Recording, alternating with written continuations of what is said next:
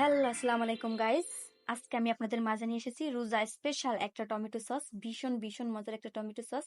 রোজার সময় আমরা অনেক ভাজা পোড়া খেয়ে থাকি। এই সময়টা এই সসটা আমাদের খুবই প্রয়োজন হয়।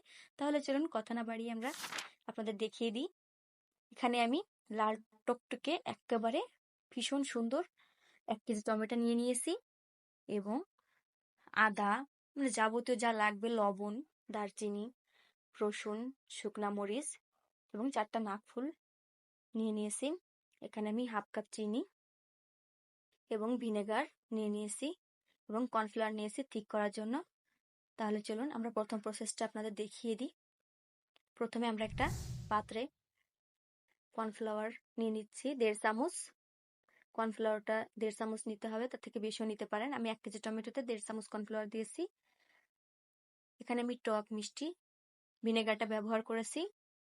আপনারা অন্য কোনো ভিনেগার ব্যবহার করতে পারেন, কোনো সমস্যা নেই। আমি এখানে 4 চা চামচ ভিনেগার দিয়েছি। ভিনেগারটা দিয়ে সুন্দর করে কর্নফ্লাওয়ারটাকে গুলিয়ে নিতে হবে। দেখুন কত সুন্দর করে আমি গুলিয়ে নিচ্ছি। গুলিয়ে এবার এটাকে আমি সাইডে রেখে দিব।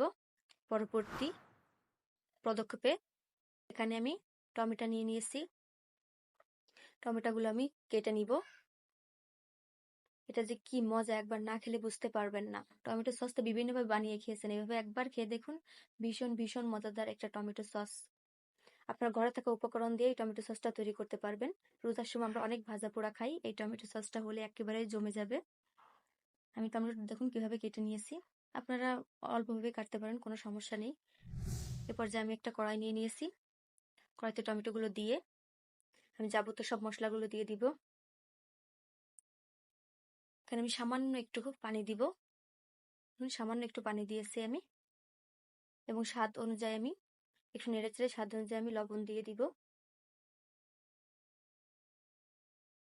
দিয়ে আমি ঢেকে দিলাম।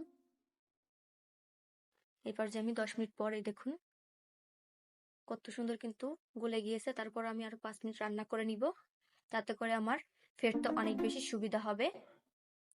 এই দেখুন আমার কিন্তু টমেটো সসটার হয়ে গিয়েছে। এই পর্যায়ে আমি এটাকে নেড়ে ছেড়ে নিব। এই দেখুন একটু ফেটে নিচ্ছি আমি ডাল ঘুটনি দিয়ে।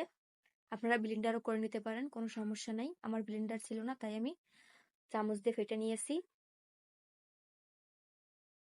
আমি এবার একটা জালিতে এটাকে সেকে নিব সুন্দর করে।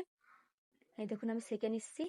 আমার যে আস্ত দলাটা থাকবে ঝাল টমেটোরই, ওটা আপনারা ব্লেন্ডার থাকলে ব্লেন্ডার করে নেবেন। আমার ব্লেন্ডার ছিল না বলে আমি এভাবে ফেটে যতটুকু পারিছি সেটুকু আমি রেখে দিয়েছি, আর বাদ বাকিটুকু আমি ফেলে দিয়েছি।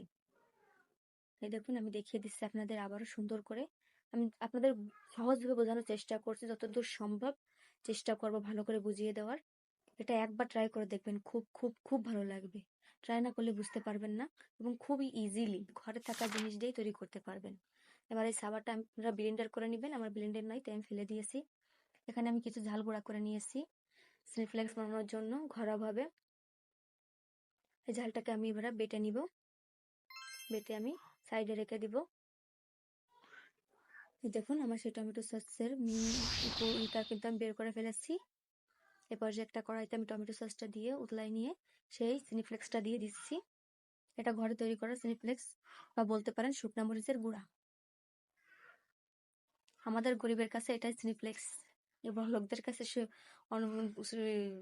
বড়লোকদের কাছে অন্য দামি দামি সিনিফ্লেক্স হতে পারে, আমাদের কাছে শুকনা মরিচের গুঁড়াই সিনিফ্লেক্স। ঠিক বলছি তো গাইস? এই দেখুন এই পর্যায়ে কিন্তু অনেকটাই ঠিক হয়ে গেছে, আমি নামিয়ে নিয়েছি।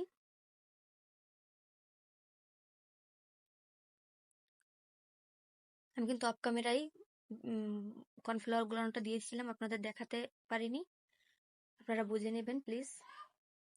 এই দেখুন আমার সসটা কতটা ঠিক হয়েছে। কর্নফ্লাওয়ারটা দেওয়ার কারণে কিন্তু সসটা ঠিক হয়েছে।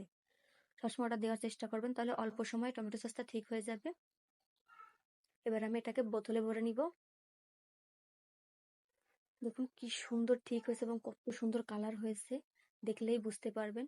এবং খেতেও ভীষণ মজাদার হয়েছে। আমি কর্নফ্লাওয়ারটা আপনাদের দেখাতে পারিনি, আমি অফ ক্যামেরায় করেছি ওটা। প্লিজ আপনারা কেউ খারাপভাবে নেবেন না। ওটা উতলানোর সাথে সাথেই দিয়ে দেবেন, তাতেই হয়ে যাবে। এরপর দেখুন আমি বোতলে ঢেলে নিচ্ছি। আর আমার ভিডিও যদি আপনাদের ভালো লাগে অবশ্যই লাইক, কমেন্ট, সাবস্ক্রাইব করবেন এবং কমেন্টে বলে যাবেন খারাপ হয়েছে না ভালো হয়েছে, তাতে আমার অনেক বেশি অনুপ্রাণিত হই। আসসালামু আলাইকুম, ভালো থাকবেন।